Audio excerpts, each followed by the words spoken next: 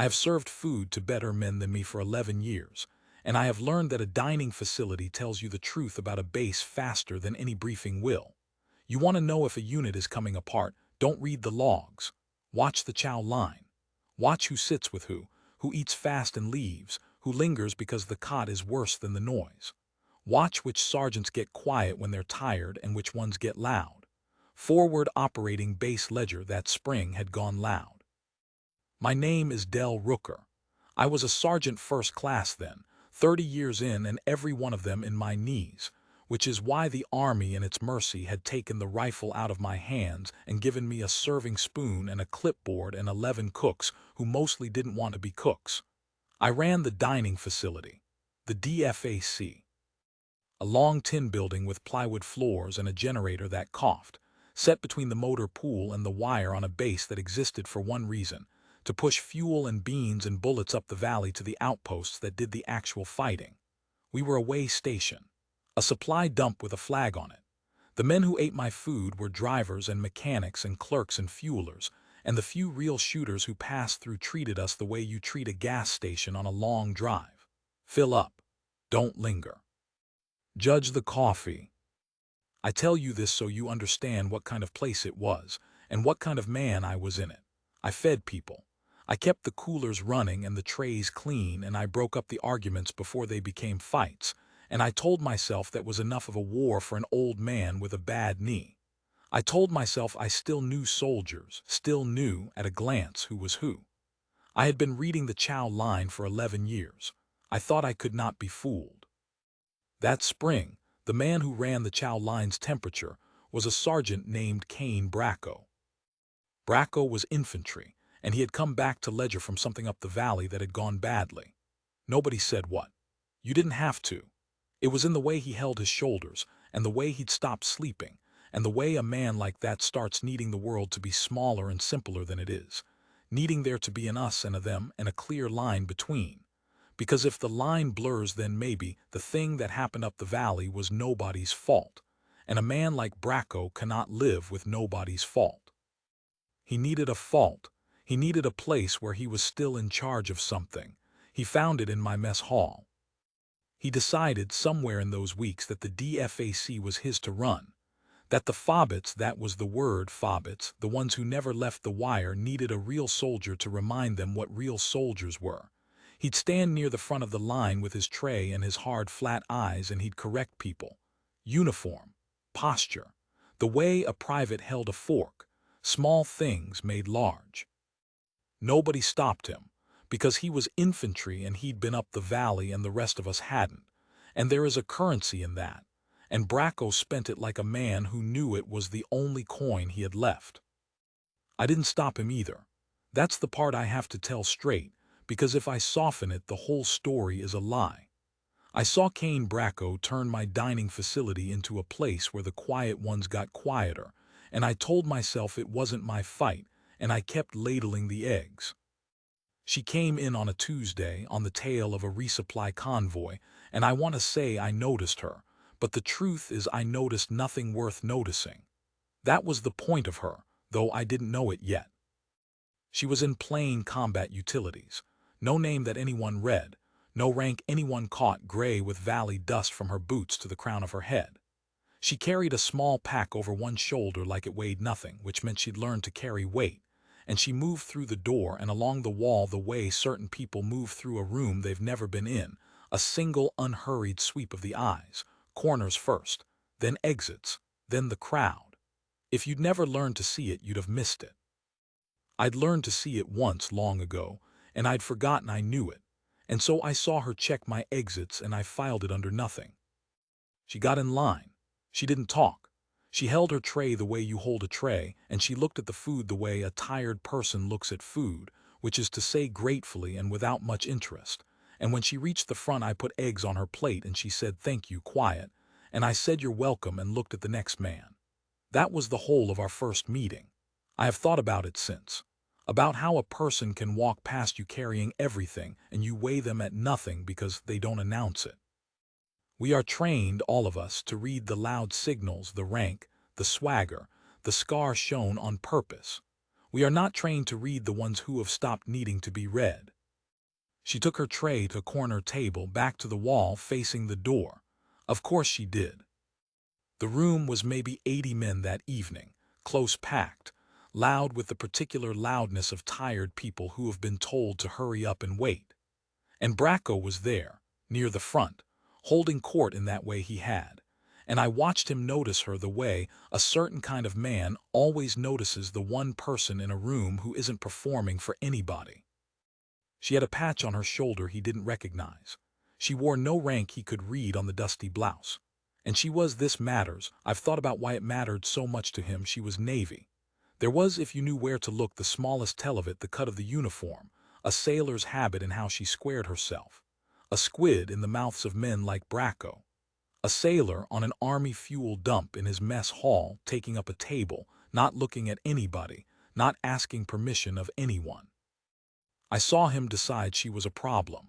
I want to be clear that she had done nothing. She had gotten eggs and sat down.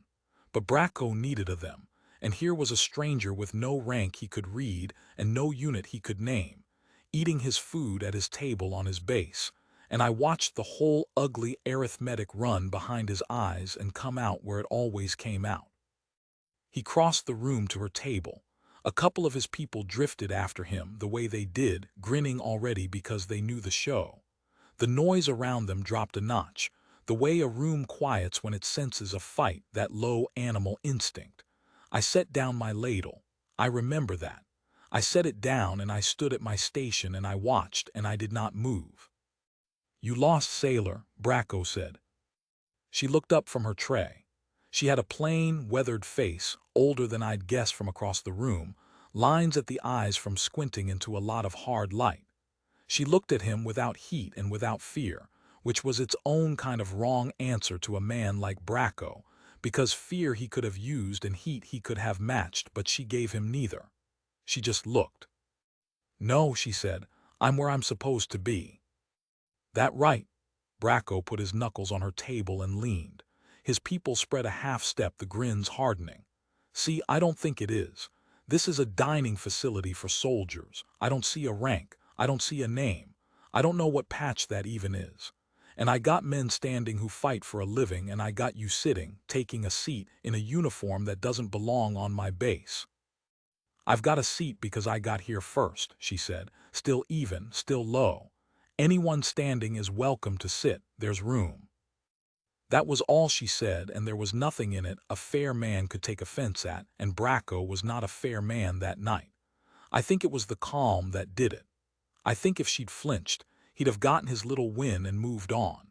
But she wouldn't give him the flinch, and so he had to make the win himself in front of everybody or lose the room. He straightened, and then he raised his voice, so the whole mess hall would hear it, and he said the thing I have not been able to put down in all the years since. "Get out," he said. "Get out of my chow hall." And when she didn't move, when she just set her fork down slow and looked at him with that same flat patience, he reached down and took the edge of her tray and flipped it. Eggs and coffee and all of it, across the plywood, across her boots. The clatter of it went off in the quiet room like a shot. "I said get out," Bracco said. "You don't eat here, not on my base. Take your squid patch and your no rank and get." 80 men watched. Somebody laughed, that ugly nervous laugh that runs through a crowd when it's decided which way to lean and is ashamed of itself already. I stood at my station with my hand on a cold ladle and I said nothing. That is the truth and I will not dress it. I told myself it wasn't my fight. I told myself she'd file a complaint and it'd get sorted through channels, and I didn't need to make an enemy of an infantry sergeant over a sailor I'd never see again. I told myself a dozen things, and every one of them was a small door I was closing so I wouldn't have to walk through it. She stood up. She didn't hurry. She didn't wipe at the coffee soaking into her trousers. She looked down at the mess on the floor, and then she looked at Bracco, and for 1 second, something moved behind her eyes that made the back of my neck go cold, some old deep thing surfacing and going back down, and then it was gone and her face was calm again. "You want to be careful," she said, very quietly, so quiet that only the near tables heard it and had to repeat it later. Who you decide is nobody.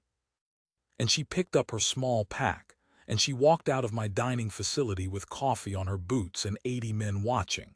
And she did not look back. And the door banged shut behind her, and the room let out its breath and went back, slowly, shamefully, to its noise.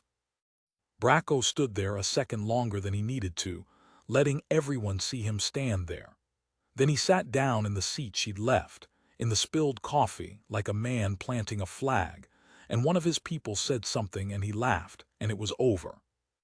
I picked up a rag and came out from behind my station and cleaned up the eggs off my floor, because that was my floor and my job, and I did not say one word to Kane Bracco, and I have wished 1,000 times since that I had. Not because it would have changed what came that night. Nothing was going to change what came that night. I wish I'd said something because a man ought to be able to look back at the moment the line was drawn and know he stood on the right side of it, and I can't, and that's a thing you carry.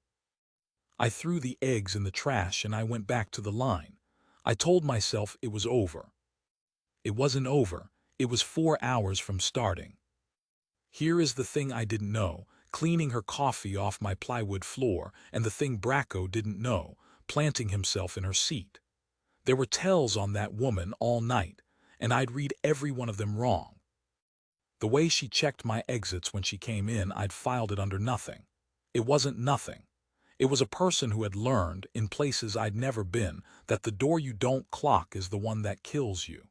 The way she'd eaten fast and clean and set her fork down square, I'd read tired.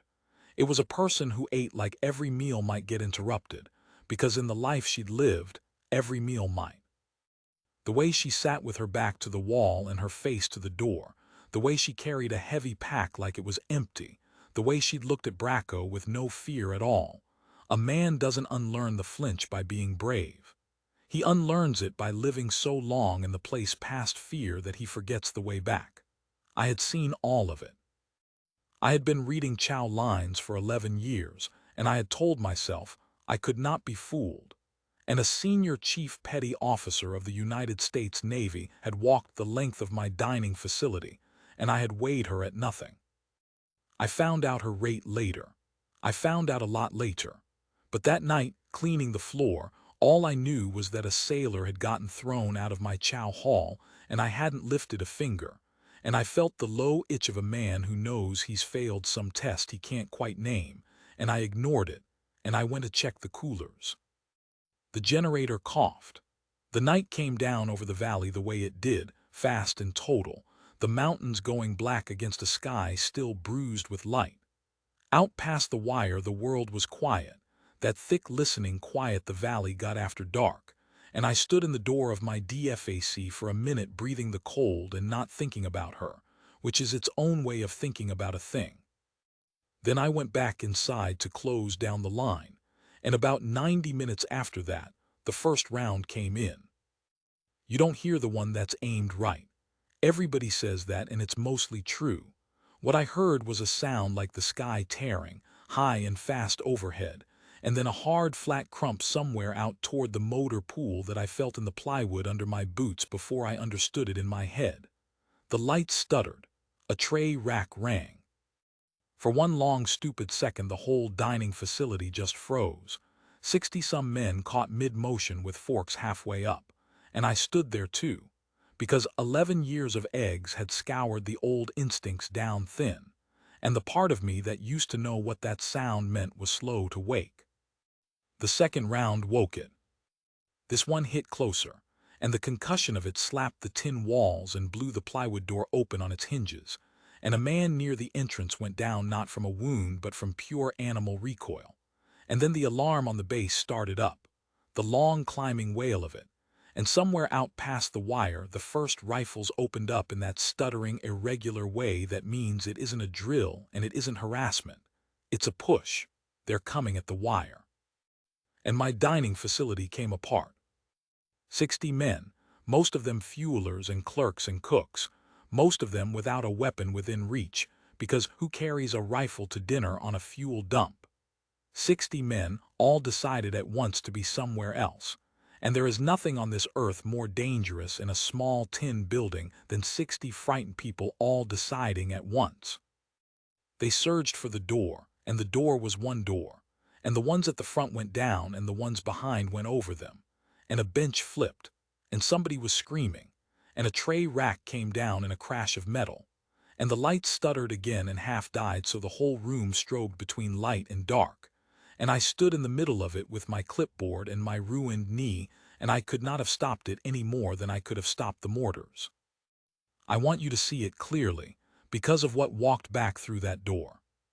60 men, unarmed, packed and panicking in a tin box, mortars walking closer, the wire under attack, and no one, not me, not Bracco, who was on his feet at the front with his rifle, but frozen, actually frozen. The up-the-valley thing rising up behind his eyes and locking him solid. No one in that room in command of anything, least of all themselves. The door banged open. She came in low and fast against the flow, shouldering through the crush toward the center of the room, and she had a rifle now. She'd gone and gotten a rifle in the 90 minutes since we threw her out. Of course she had, but that isn't what stopped the panic. What stopped the panic was her voice. Hold. One word, and it went through that tin box like the mortar concussion had. Except where the concussion scattered men, this gathered them.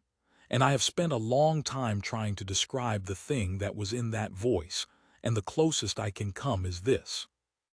It was the voice of someone who had been in worse rooms than this one and walked out of them.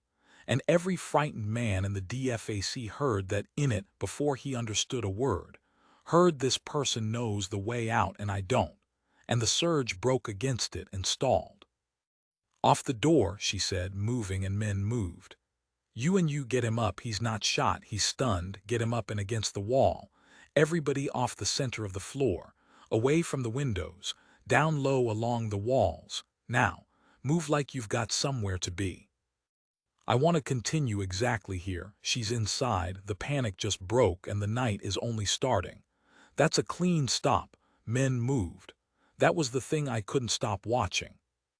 30 seconds before, 60 grown soldiers had been climbing over each other to die in a doorway, and now they were peeling off the center of the floor and going down low along the walls because a woman with coffee stains still on her trousers had told them to. And the telling had that quality in it that you cannot fake and cannot learn from a book. The flat certainty of someone who has already run the math on the room and knows exactly how many seconds everyone has. She moved through them as she talked, and everywhere she moved the panic went out of the air like heat off a stone at night. She caught a fueler by the collar who was still surging for the door and turned him bodily and pointed him at the wall, and he went. She stepped over the flipped bench without looking at it. She reached the center of the room, the worst place, the exposed place, and she planted there. And by planting there, by standing in the one spot everyone else was fleeing, she made it the calm eye of the thing. Anybody hit, she called. Actually hit, bleeding, not stunned, sing out. Here, over here, a voice from the corner, high and cracking. A young cook, couldn't have been 20, sitting against the wall with both hands pressed to the side of his head, and blood coming bright between his fingers. Shrapnel from the door blast, or glass. She was there before I'd finished registering it, down on one knee, her hands already working, pulling his hands away, looking, pressing something clean against the wound, taking one of his own hands and clamping it back over the dressing. Scalp, she said, loud enough for the room because the room needed to hear it. Bleeds like a river, looks like the end of the world, it's not. You're fine, son. Hold that, hard, you're fine. And to the man next to him, you're his buddy now. He passes out, he doesn't, either way you keep that hand pressed and you keep him talking. What's his name? Tavo. Then talk to Tavo. She was already up, already moving. I have thought about that a great deal since. That in the first 90 seconds before she'd fired a shot, before anyone knew a single thing about who she was, she had done the two things that hold a room together when the sky is falling.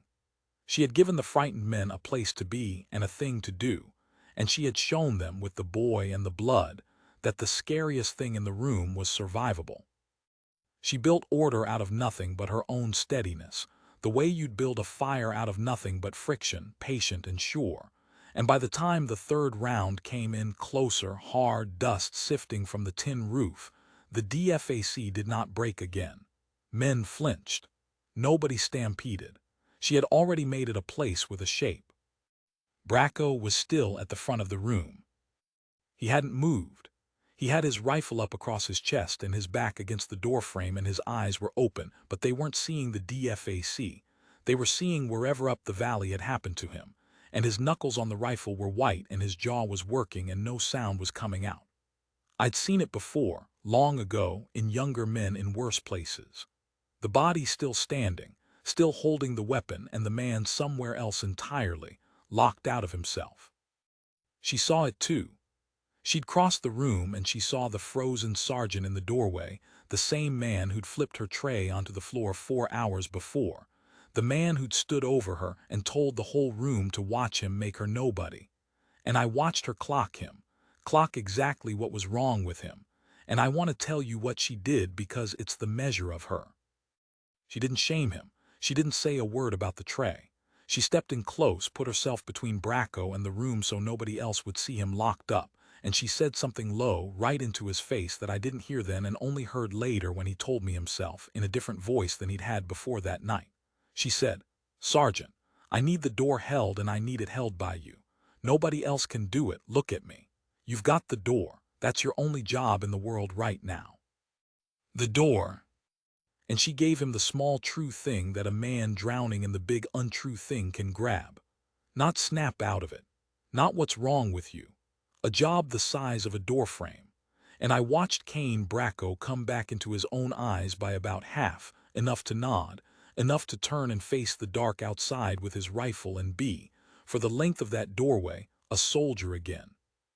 She'd done for him in 10 seconds what his pride had been trying and failing to do for weeks. And she'd done it for the man who'd humiliated her. And she'd done it without making him owe her, which is the hardest kind of mercy there is. Then she came to me. I was at my station still, useless, an old man with a clipboard. And she looked at me, and I'll never forget it. She looked at me and saw exactly what I was. Saw the 30 years and the wrecked knee and the shame already starting in me. Saw all of it in one flat sweep. And she didn't have time for any of it, and she used the only part of me that was worth using. "You run this building," she said. It wasn't a question. "Yes." "Then you know it better than anybody in it. Where's your back exit? Not the main door, the one nobody uses." "Kitchen, past the coolers. Comes out by the culvert on the south side. Solid door. Steel bar across it. Anybody hurt bad enough they can't walk. The cook Tavo maybe, couple stunned."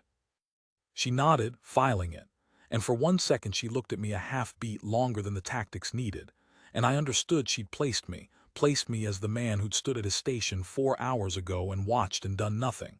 And there was no anger in it at all, which was worse than anger. Just a fact, weighed and set down. Then she moved on, because a soldier who is actually good at it does not spend ammunition on the past in the middle of a fight. "Listen up." She'd raised her voice again, that gathering voice. "Here's what's happening. That's indirect fire walking in on the motor pool, and that's small arms on the east wire, which means somebody's trying to get through while the mortars keep our heads down. This building is tin, and it's a target, and we're not staying in it. There's a hard exit through the kitchen to the south. We're going out that way, low, in order, and we're going to the bunkers on the south berm, and we are going to do it like professionals, and nobody is going to run. You run, you die alone in the open. You move together, you're hard to kill. Cooks and clerks in the middle. Anybody with a weapon on me. Wounded get carried, not left. Am I clear?" "Who put you in charge?" Somebody said it from the back, half panic and half the old reflex. The Shiza squid reflex, dying hard even now. She didn't argue. She never once that whole night argued. "Nobody," she said. "You want it, it's yours, speak up." Silence. "Then I've got it on me." And that was the end of the question of who was in charge, forever, in that building. We moved. She put a mechanic named Cole up front with her, a big steady kid, one of the few with a rifle. And she took the point herself, and she ran that column of frightened support troops through the kitchen and past my coughing coolers to the steel back door like she'd walked the building 100 times. And at the door she stopped everything and did the thing that told me, finally, past all doubting, what she was. She didn't open the door and go. She cracked it 2 inches and she read the night. She stood there with her eye to the gap for a 5 count that felt like an hour, reading the dark, reading the muzzle flash rhythm out on the wire, reading which way the tracers went and where the shadows were, and where the mortar impacts were walking, building in her head a map of a battlefield she'd been part of for all of 6 minutes. And only when she had it did she move. And she moved us not straight for the berm, which was the obvious way and therefore the killing way, but along the black shadow line of the culvert where the ground dropped and the base's own bulk hid us from the east wire. She'd found the one seam of dark in the whole exposed south side in a 5 count at a cracked door. I have known men who trained 20 years and couldn't do that. She did it the way I read a Chow line. It was just in her, worn in past thinking, and I finally understood I was watching something rare. We got them moving down the culvert line. And that's where the night found its worst hour, because that's where a soldier went into the water. The culvert ran under the south berm, a wide concrete throat that carried the valley's snowmelt when it came, and that spring it had come.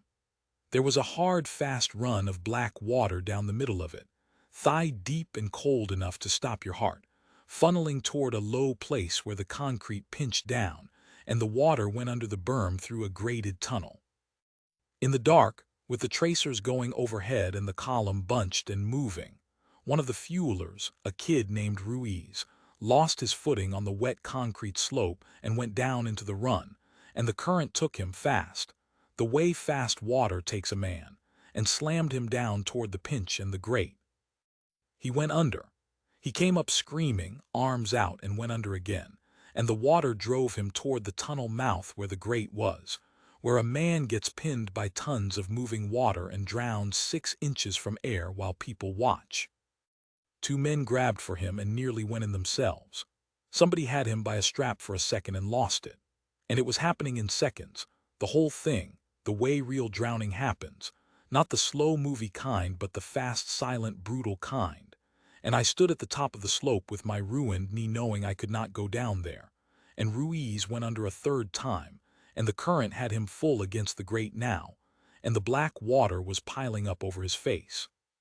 She was already in. She'd handed her rifle off before I saw her move, pressed it into Cole's hands, one word, hold, and she went down that wet slope and into the black run in a controlled slide, not a jump low, keeping 3 points of contact. And she got a hand on the grate itself, and used it to anchor against the current that was trying to take her too. And she reached into the pile of black water where Ruiz was pinned, and she got a fist in his gear and she held. She could not pull him free. The water was too much, I could see it, the whole weight of that snowmelt run pinning him to the grate, and her one arm not enough to break it. And for a few seconds it was just her locked there, one hand on the grate and one fist in his gear, holding a drowning man's face barely into the air, buying him breath by breath while the current tried to take them both under the berm. Rope, she roared, up the slope. And there was no rope, and then Cole was tearing his own rifle sling off and 3 men were linking gear and belts and Cole was down the slope on his belly with the mechanics anchoring his boots. And she got the sling around Ruiz one-handed in the black water, worked it under his arms by feel, cinched it. And then it was her and Cole and the anchor of men on the bank against the whole cold weight of the valley's runoff, and they hauled. And Ruiz came off the grate all at once with a sound like the river giving up, and they dragged him up the wet concrete on his back, and she came up out of the water behind him streaming and shaking with the cold, and she rolled him and drove the water out of him with the heel of her hand until he coughed it up and breathed, ragged and alive, into the dark. She knelt over him a second, both hands flat on his chest, feeling him breathe. Then she was up, soaked through in the freezing dark, and she was up and moving before she'd stopped dripping, because the column was still in the open and the fight wasn't over. And that was when I saw it. She'd shoved her wet sleeves up her forearms to work on Ruiz, and one of the base's perimeter flares went up right then, the way they do, a hard white light swinging down under its little parachute and throwing everything into stark silver relief. And in that swinging white light, on the inside of her right forearm, wet and gleaming, I saw the tattoo. A dragon, green-black coiled, its body wound around the shaft of a trident, the trident fouled with a length of chain and an anchor, the old bitter mark, the one that only means one thing, the one you do not wear unless you have earned the right to wear it in a place I will never see. It ran from her wrist to the inside of her elbow, and the flare light moved across it, and the dragon seemed to shift and coil in the swinging shadow, and I stood at the top of that culvert in the cold with my heart going, and I finally understood, all the way to the floor of me, what I had thrown out of my dining facility 4 hours before. "Ladun," a voice said behind me. I turned.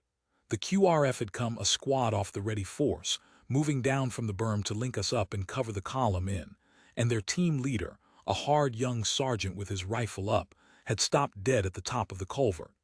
He was staring down at her the way you'd stare at a thing you'd been told about but never thought you'd see. And he said it again, and this time it carried, this time the whole strung-out column heard it. "Ladun, Senior Chief, that's," he couldn't finish it. He was maybe 25 and he'd gone pale under the flare light. "I trained under you, Bud's third phase. You ran the—" He stopped himself, came to something, and what he came to was this.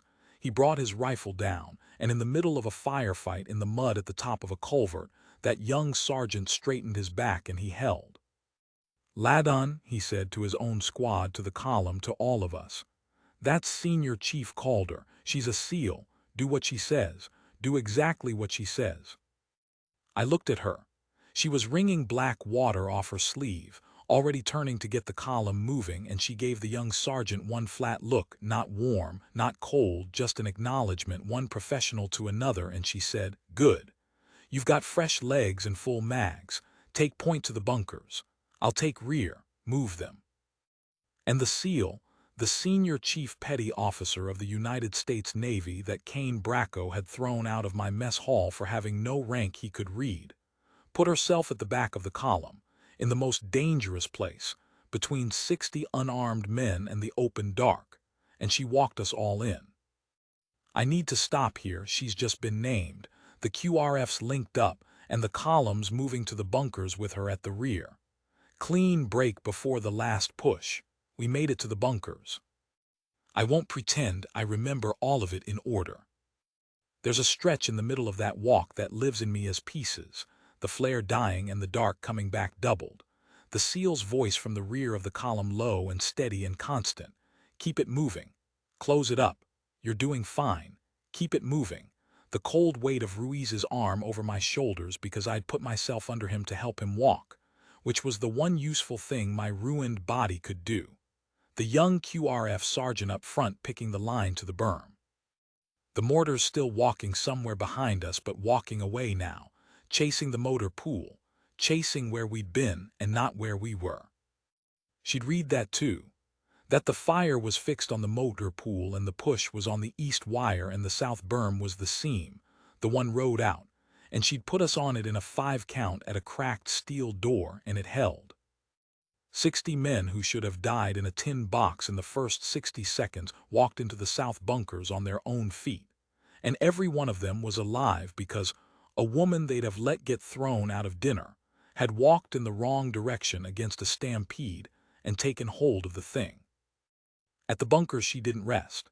She got the wounded sorted, Tavo the scalp, still bleeding but steady, Ruiz gray and shaking and alive, the stunned ones coming back to themselves. She got them low and warm and watched. And then she took the young SEAL sergeant and a handful of the men who still had fight in them, and she went back out along the berm, forward, toward the east wire because that's where it still was, and I lost sight of her in the dark. What happened on the east wire I know only second-hand, from men who were there, and I'll tell it short because it isn't mine to embroider. The push had gotten a foothold. A section of the wire had gone down and there were fighters inside it, in the dark, in among the connexes and the fuel points, which is the nightmare on a base like ours. Because a fuel point is a bomb the size of a building, and all it takes is one man with a spark and the will to die. She and the QRF and the handful she'd gathered went into that. Into the close, ugly dark between the fuel bladders where you couldn't call in anything bigger than a rifle because everything around you would burn, and they cleared it. Methodical. Room by room, gap by gap. The way she'd read the culvert. The way she'd read my exits. No wasted motion. No heroics anybody could name afterward. Just a professional doing the hardest version of her job in the worst possible place until the job was done.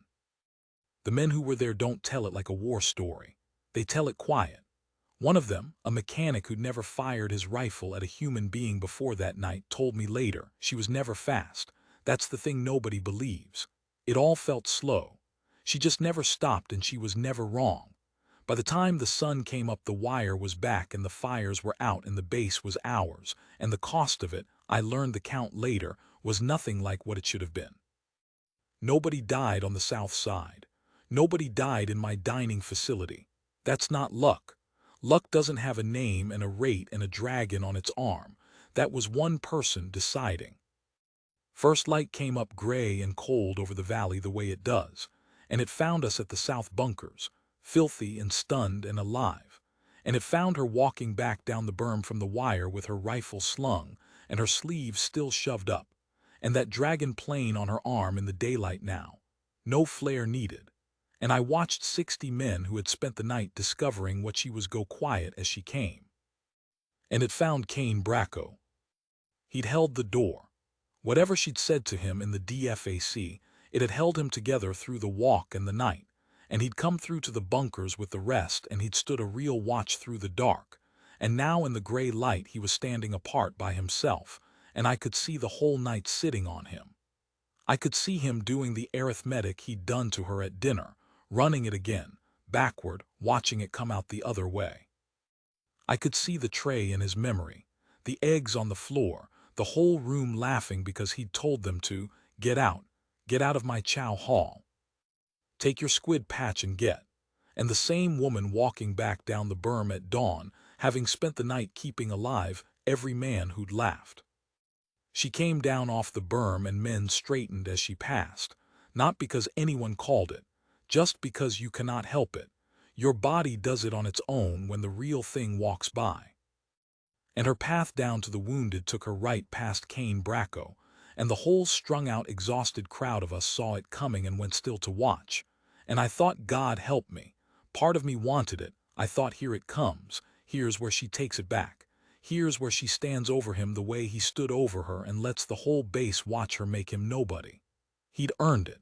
Every man there knew he'd earned it. She stopped in front of him. Bracco couldn't look at her at first.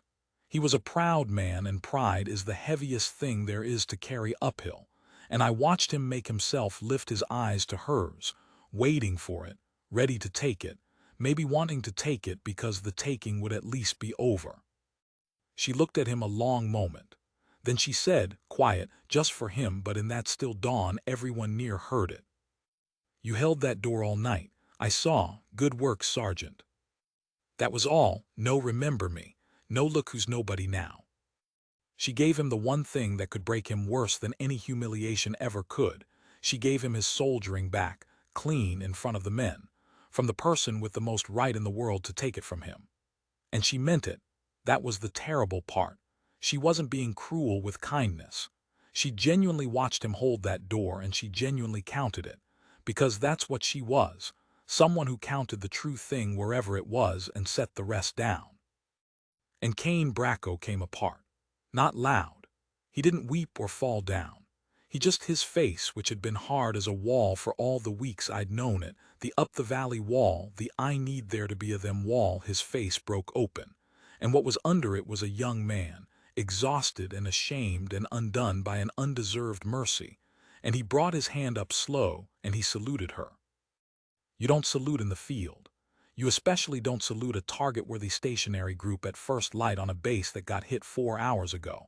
Every soldier knows it. It's drilled into you. A salute paints the officer. But this wasn't that kind of salute, and every man there knew it. This was a man rendering with the only gesture the army gave him, an honor too big for words, to the person he had wronged worst and who had answered the wrong with grace. His hand shook. He held it. She looked at his salute. And here is the thing I have carried the longest, the thing that told me the size of her past all the rest of it. She did not return it and let it be about her. She looked at Cain Bracco's shaking salute and she said, "Not to me." She reached out and gently put his hand down. "You want to salute somebody, salute your people. They held together tonight because you held that door. That was you." And she turned him physically with a hand on his shoulder to face the crowd of filthy, exhausted men behind him, his men, the fobbits, the fuelers and clerks and cooks he'd spent weeks making small, and she said, loud enough now for all of them, "That's the outfit that held Fob Ledger tonight. Right there. Not me, them. Every one of you stood when it counted. Remember that you did. You're not support. There's no such thing. Tonight there was just the people who held the line, and you're them." And she deflected the whole night off herself and onto the men who needed to hear it most, the exact men who'd laughed at her, and she gave them a thing they'd carry the rest of their lives, and then she was done talking about it forever. She went to the wounded and knelt by Ruiz and checked his breathing and asked him his mother's name to keep him talking, and that was the end of her speech, because she never once, that whole night or after, spent a single word on her own account. I stood there, an old man with a wrecked knee, and I saluted her too. Late. From the back. She didn't see it, and it wasn't for her to see. It was for me, so that at least once at the very end, I'd stood on the right side of the line I'd watched get drawn in my own dining facility and done nothing about. She left Ledger 2 days later on a bird going the other way, dusty again, pack over one shoulder like it weighed nothing. And she went out through the wire the way she'd come in, without announcing herself to anyone, and I doubt half the base ever knew her name. Calder. Senior Chief Iris Calder. The young SEAL sergeant told me the rest of it, quiet, the parts he could tell, that Ladon was the dragon, the guardian that never sleeps, that in the teams her name was the kind you didn't say loud, that she'd forgotten more about keeping men alive than most of us would ever learn. He told me she'd been passing through Ledger by pure accident, waiting on a connection, that she wasn't even supposed to be there, that the mess hall she got thrown out of wasn't her fight and the base she saved wasn't her mission. She'd just been the person in the room when the room needed one, and she'd stepped into the middle of it because that was what she was built to do, and she'd done it for men who'd wronged her, and then she'd left before anyone could thank her. I never fed her again. I've thought about that. One meal, 4 hours before the worst and best night of my long, boring war, and I put eggs on her plate and looked at the next man and weighed her at nothing. Here's what I know now that I didn't know then, and it's the only wisdom I've got to show for 30 years, so I'll give it to you plain. I spent my whole life sure I could read a soldier at a glance. Sure I knew who was real and who was a fobbit, who counted and who didn't, who to salute and who to serve. And I built that certainty on all the loud things, the rank and the swagger and the scar shown on purpose, and I was proud of my eye the way Cain Bracco was proud of his stripes. And the two of us, the sergeant and the old cook, we looked at the most dangerous and most decent person ever to walk through that door, and we saw a squid with no rank and told her to get out. The realest ones don't announce it. That's the whole thing. That's everything I learned. The person carrying the most is the one carrying it like it weighs nothing. The one who's been past fear doesn't perform being brave. The dragon's on the inside of the arm, turned in, where you only see it if she chooses to reach into the black water and pull your drowning boy back into the air. And by then you already owe her everything, and she's already turned to the next thing, and she never once needed you to have known. I keep a clean station now. I broke up fewer arguments and started stepping into more of them. And when somebody quiet comes down my chow line, dusty and rankless, carrying a heavy pack like it's empty, back to the wall, eyes to the door, I put the good eggs on their plate, and I look at them a second longer than the next man, and I think, you be careful, you be careful who you decide is nobody. Because one of them threw me a look once, across a ruined tray of eggs, 4 hours before she saved my life and everyone I fed, And I have spent every year since trying to be worth the salute I finally gave her too late, from the back, where she couldn't see. She was where she was supposed to be. It just took the whole valley on fire for the rest of us to see it.